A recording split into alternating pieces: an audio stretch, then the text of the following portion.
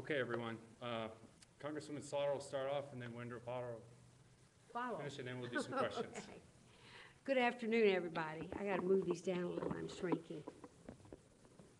I'm so glad to see all of you here this afternoon. I think all of us in Congress are agreed that one of the most important votes that we shall ever cast in our congressional career will be what we do this year with health care. I know that I'm the only microbiologist in the Congress today. I have a master's of public health, and so health care has always been a great concern of mine. I need to say to you that what we're going through now with the interruptions and things at town hall meetings is not new. I was here for the Clinton health care bill. And recall one day in particular when we were meeting in Rochester with 3 town hall meetings with Judy Fader, who was from the White House, and very instrumental in the Clinton health care bill. The first 2 meetings we had were extremely tense and somewhat unruly, but the third one really turned into chaos when the John Birch Society really forced us to shut it down. People were hysterical, crying. We were in a school. We were concerned about damage, ended up having to call the police. So this is not new. This has happened before. But it was certainly a great boost to my mind when I learned about Wendell Potter. Saw him first on Bill Moyer's show and then read his testimony in the Senate.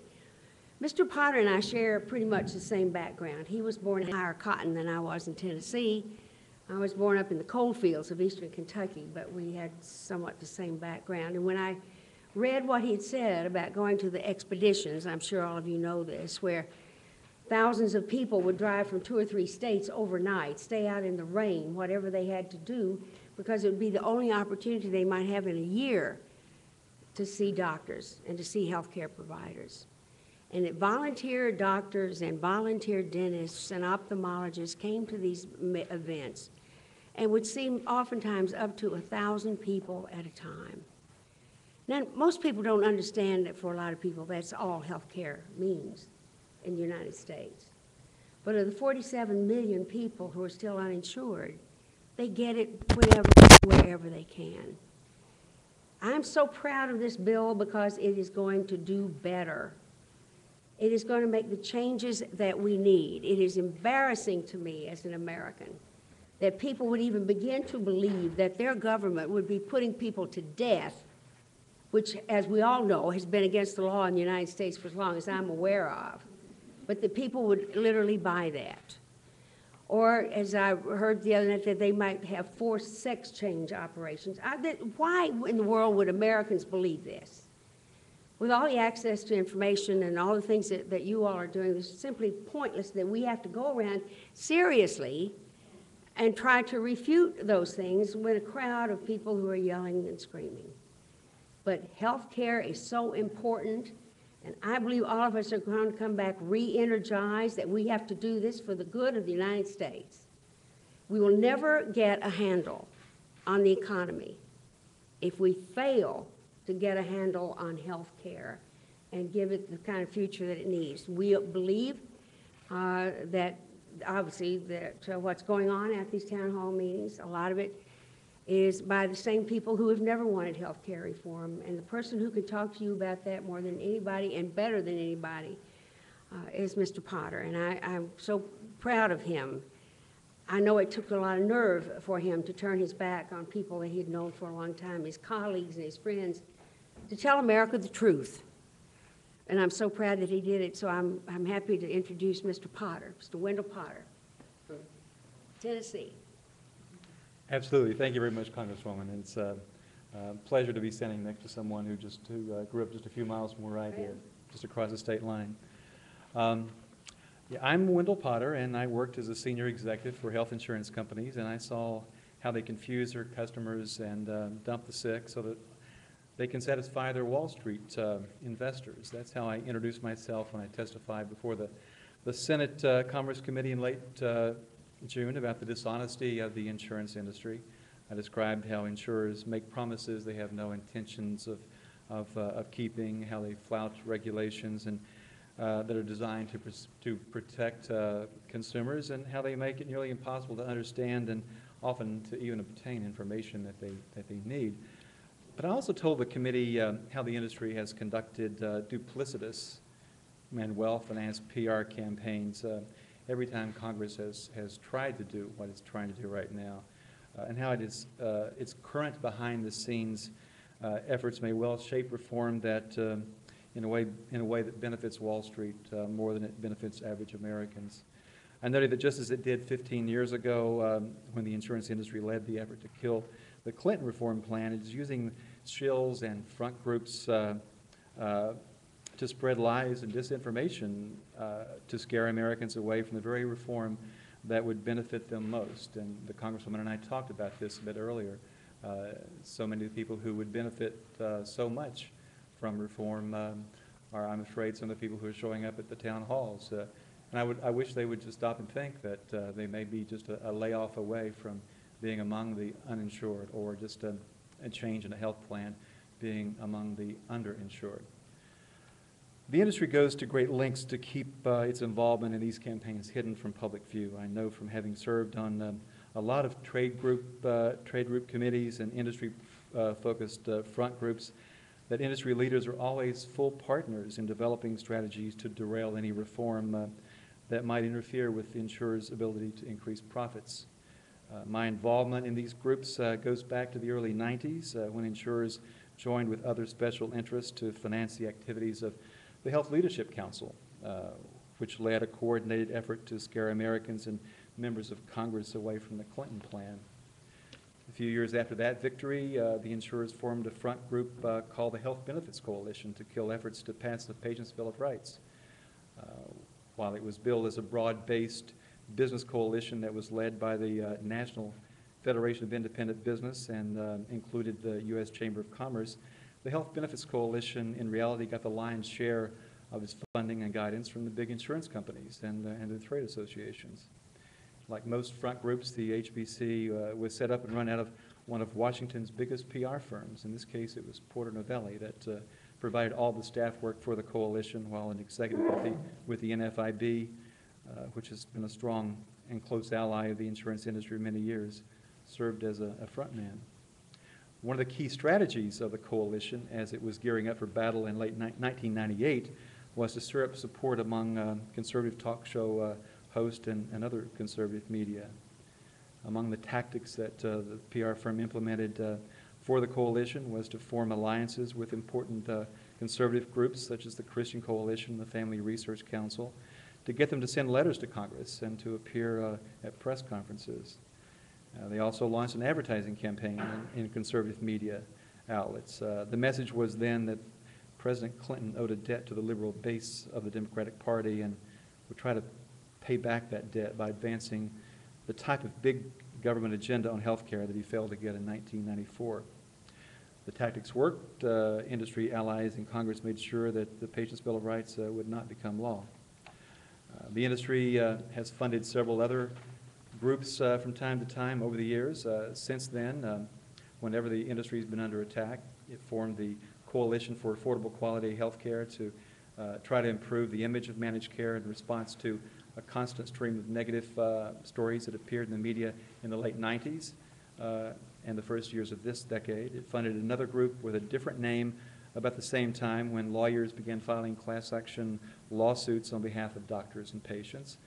Like the Health Benefits Coalition, this one, which is called America's Health Insurers, was created by and run out of a powerful Washington-based PR firm, in this case, APCO Worldwide. APCO's perhaps best known for setting up a front group for the tobacco industry in the early 90s. Philip Morris reportedly hired APCO to organize a front group called the Advancement of Sound Science Coalition in 1993 to help fight public health efforts following the ruling by the Environmental Protection Agency that secondhand tobacco smoke was a carcinogen. The insurance industry called on APCO again in 2007 to help blunt the impact of Michael Moore's movie Sicko. It created and staffed a front group called Healthcare America, specifically to discredit Moore and to demonize the healthcare systems featured in the movie. The media contact for Healthcare America was actually an APCO vice president who had served in previous PR roles at the Blue Cross Blue Shield Association and had worked in the Bush administration. APCO, like Porter Novelli, also activated conservative allies and enlisted the support of conservative talk show hosts, writers and editorial page editors to warn against, quote, a government takeover of the U.S. healthcare system. You've probably heard that term a few times lately. That's a term the industry uses often to scare people away from any additional involvement of the government in healthcare. Healthcare America also placed ads in newspapers, one of which appeared in Capitol Hill newspapers that carried the message that in America you wait in line to see a movie. In government-run healthcare systems, you wait to see a doctor. I'd like to invite the folks to come with me to Wise County or Los Angeles to see people waiting in line, often to get care in animal stalls.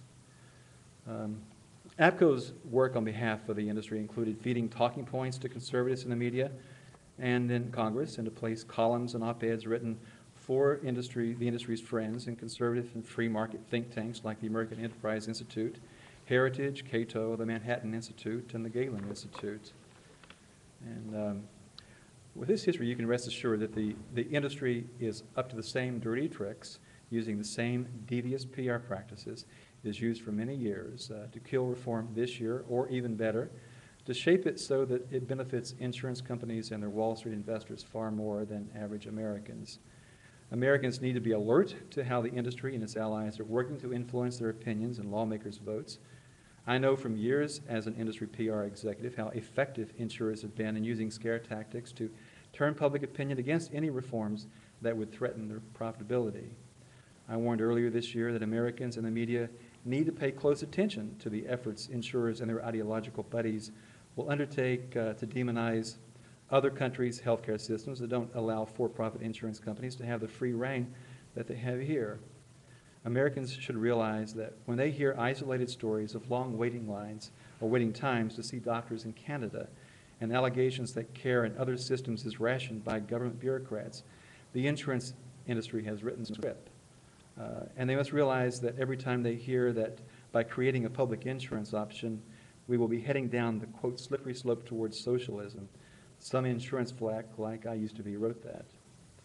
Every time you hear about shortcomings of what they call government-run health care, remember this, that what we have now in this country and what the insurers are determined to keep in place is Wall Street-run health care. And know that for all practical purposes, we already have one of the most insidious means of rationing care in the world, not by people we can hold accountable on election day, but by insurance company accountants and underwriters and executives who are held accountable by a few wealthy investors and hedge fund managers who care far more about earnings per share than your health and well-being. And finally, if Congress goes along with the solutions the insurance industry says it's bringing to the table and fails to create a public insurance option to compete with private insurers, the bill it sends to President Obama, in my opinion, might as well be called the Insurance Industry Profit Protection and Enhancement Act. Americans need to realize that and keep it from happening. They should insist that before members of Congress vote on legislation, they take the time necessary to investigate insurance industry practices, motives, and intentions, and get a real sense of what our healthcare system would look like if the insurers get their way again. And I would say that I think, having been a reporter, that reporters have an obligation to do that as well. Thank you. When I started off, I talked about the chaos at the town meetings. It was not quite as severe, obviously, it is now, but I do want to say there's some wonderful bright spots this time that we didn't have then. First is that the AMA is supporting this bill and all the specialties that come under it. The American Nurses Association and their specialties are supporting us. Persons of faith are doing an awful lot of work and in the churches and outside. I'm now running some ads now on cable that they say that passing this bill is a moral imperative. And I believe that as well. We'd be happy to take any questions now. Any questions? Yes. Wherever the criticism is coming from, are they all wrong? Have they all missed the mark? I mean, people that in my reporting, I find people are worried about the cost of health care. They are worried about losing. They are worried about the imperatives of a public plan, and they are worried about coverage. I mean, they say they're confused about what Congress is really up to with all of these proposals. Well, let me address the congressional health care. I may be the only one of my kind. I don't know that because I've never polled my colleagues, but I don't have government health insurance. I don't have any great gold-plated thing coming out of Congress. I've got my husband's watered-down Kodak health insurance in Rochester, where they are busily trying to move out the spouses altogether, so in a few years I won't have anything there. I've been asked a lot of times, would I go in the public option? You bet. There are going to be a lot of choices in the public option that to be able, first to be able to be affordable by numbers of people who can't afford insurance now. And if they are seriously unaffordable, then they will get some subsidies from the government. But I don't see why all the variety of choices we have would cause anybody any trouble at all. I don't need a health care bill that carries orthodontia support. We don't need that anymore. Our children are all grown. There are things that we could get that would be specific to what my husband and I need now through some public options and chances. The notion that this is going to be something devilishly damaging, I think without question, comes from the people who are afraid of losing business. I think if they're very smart, Mr. Potter, that they might think of the possibility of about 49 million new people if they have put out to bid those insurance policies in that public option. But Mr. Potter's absolutely right. That public option is a critical piece of this. If we are going to be able to provide insurance for the people right now who cannot afford it, that is the best and most cost-effective way that we have of doing it. In addition, the costs, a lot of them are going to be squeezed out of the present system. Everybody's read about McAllen, Texas, where doctor-owned hospitals down there provide so many tests under the Medicare program that they pay the highest rates of any place in the country. These things are going to stop. For one thing, there will be some oversight capabilities that we haven't had. I personally want to do something about medical devices. I've been trying for a number of years to get barcoding on it. We know from the fact that there are some companies that are simply storefronts, some that are simply post office boxes, that faithfully mail invoices to Medicare and just get them paid. These are the kinds of things that we can get out of health care.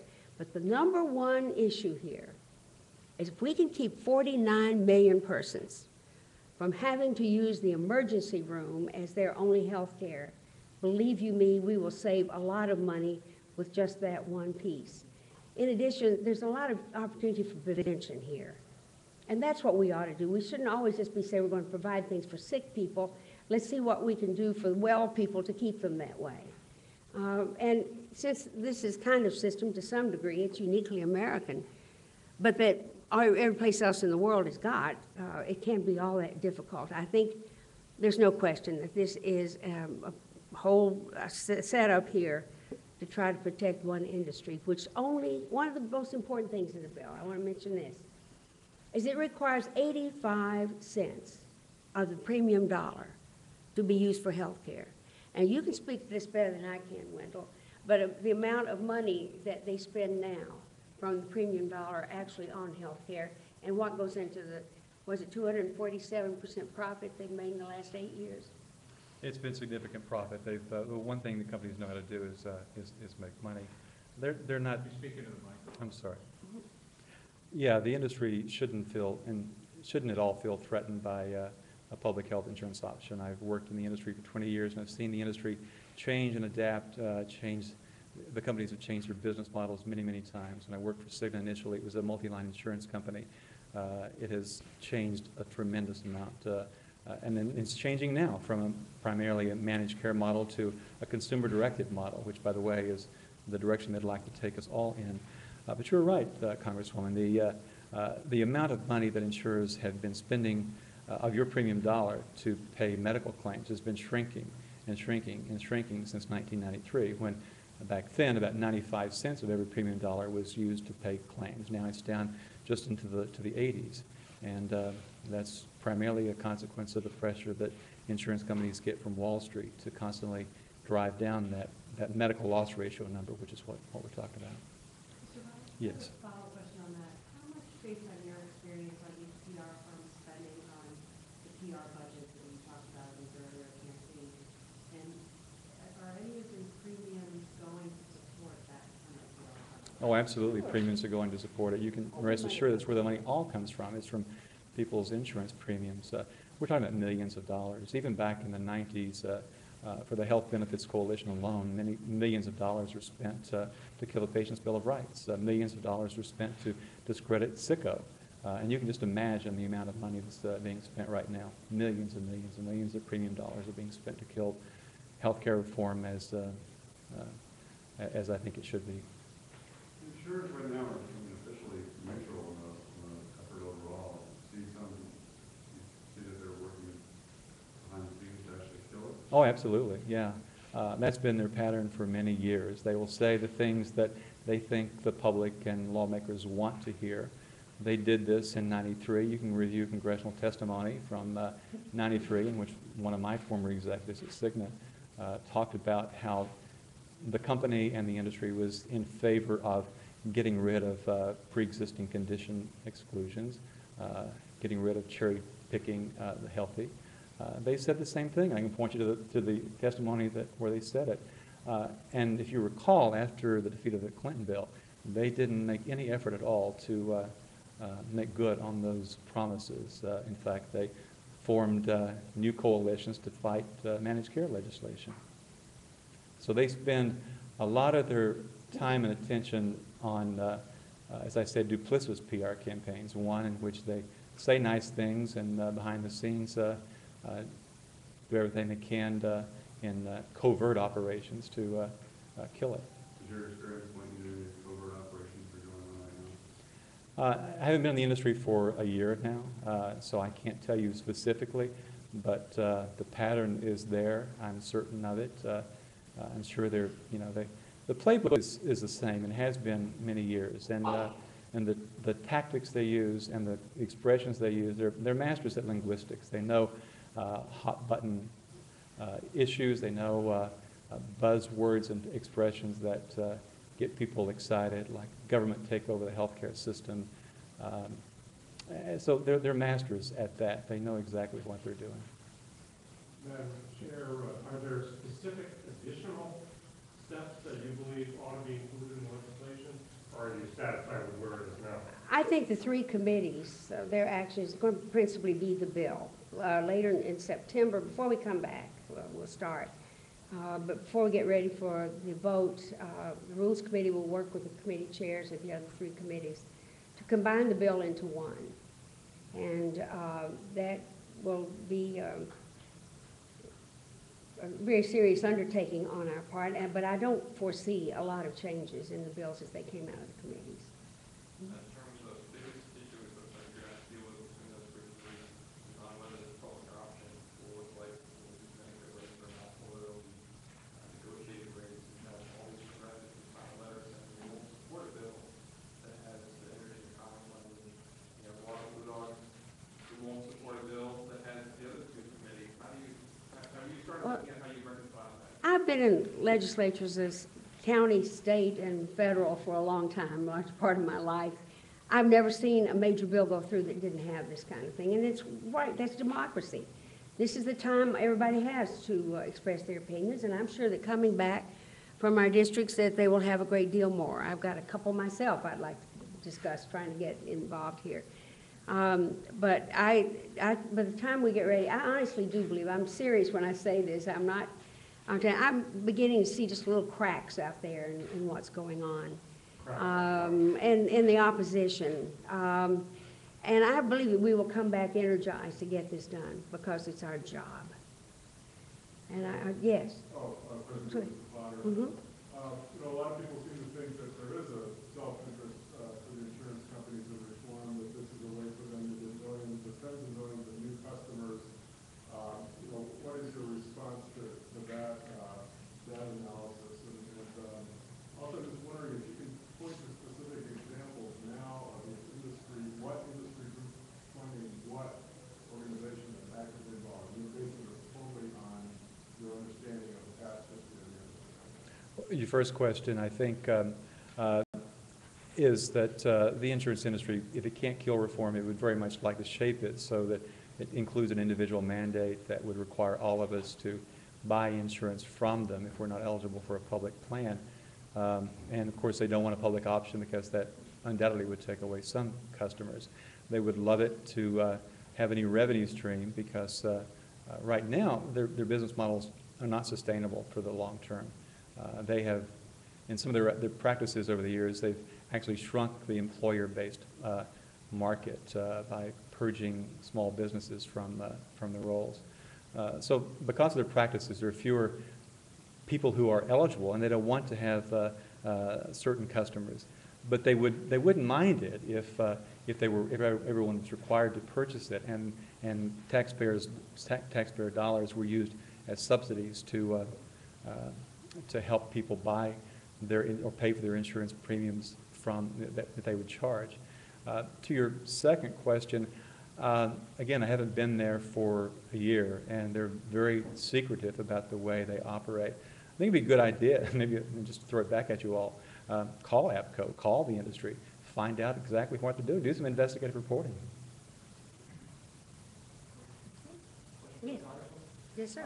Democratic Representative Stupak and Republican Representative Pence would like to introduce an amendment once the bill comes to the floor. Stupak and Pence, you said? They'd like to introduce an amendment once it comes to the floor to prohibit the public plan and federally subsidized private plans. Insurance companies? We insure them. My question is this. Oh, My question is, will you commit to voting in favor of a rule to allow an up or down vote on the Stupak amendment? I thought you said Pence. Pence, okay, excuse me. The bill is exactly silent on abortion. We have a federal conscience clause in this country. No one who is opposed to abortion has to have anything in the world to do with it. At the same time, the question is, should they decide for every woman in the United States what she may do with her body? So we think the silence in this bill is terribly important as long as the conscience clause remains. And we do not want to really take that on in the health care bill. Let me follow up. The Energy and Commerce Bill actually provides that the public option can cover abortion in the plan. My question is, will you allow an up or down vote? Will you vote To that? my knowledge, to my knowledge, I'm not going to commit myself to voting anything today, if that's what you're trying to get me to do. But to my knowledge, there is nothing that specifies abortion to be allowed. As a matter of fact, federal funds cannot be used for abortion. Under the Hyde Amendment, that's been in place for a very long time. States that do provide Medicaid abortions pay with their own money, have as long as I've been around. So that's, but I think that there's no point in putting all that into this bill as long as the conscience clause is in effect. Anybody else? Yes. Just to clarify your position, you have been away from the insurance industry for a year now. Mhm. You are appearing here as a private citizen. That's right. And you think these outbursts at the town hall meetings are a direct result of some action taken by the private insurers to agitate people into confrontation? Is it that direct? It's not that direct. It's usually indirect, and it's usually done through the PR firms that work for them. They want to keep their fingerprints off of stuff like that. So the money goes to the PR firms who set up the front groups, who have the connections with the talk radio host and the editorial writers. So it's done in a way that distance them from these activities. So if we trace the money trail, we can get back to the insurance people, Yep, and it would be a bubble that dots to the Yep. people that are causing. that's right. That'd be a great idea. Yeah, you could do it. Good luck doing it. They're very good at not disclosing that. In fact, you'll be hard pressed to find AHIP even listed as a client on EPCO's website. Has there been any other, well, maybe you were asking before, but has there been any previous examples of this where you had evidence that they were for a fact that your former employer was Most, yeah, I gave some. It's in his Yeah, it's in my testimony. The one I was most aware of most recently was, before I left the industry, was what it did just to discredit a movie, Sicko. So it really pulled out all the stops to discredit that movie and set up a front group and use these tactics that I described. And you've been trying to ask a question a long time. Thank you, Madam. Yeah. We had two questions so far, one regarding the Stupak amendment, another regarding the letter that was sent by the progressives. Regarding provisions that they think that they need to see in the bill in order to vote for it when it comes to the floor. I'm curious how open the amendment process might actually be, because the last major piece of legislation that we had, the waxing Markey climate change legislation, came up on a Friday with It one did. amendment allowed to It the did. bill, and I'm curious how this will be different. We pretty much vowed that nobody would ever see that action again, and I don't think you're going to see that on this bill. Anybody else? Anybody else? I got to go to Rochester. Yeah. Has your staff been working with the speaker's office at this point to start numbering the bills? What's the procedure? At this point, the staffs of the three major committees are at the start of the preliminary work. At points in the future, I imagine before we get back, the committee chairs, the three committee chairs and the rules committee chair will be getting together, put together a single bill that we will hit the floor with. When do you think a bill will finally pass? I don't know, but one will pass. I'm sure of that. Expect September? Well, that would be nice.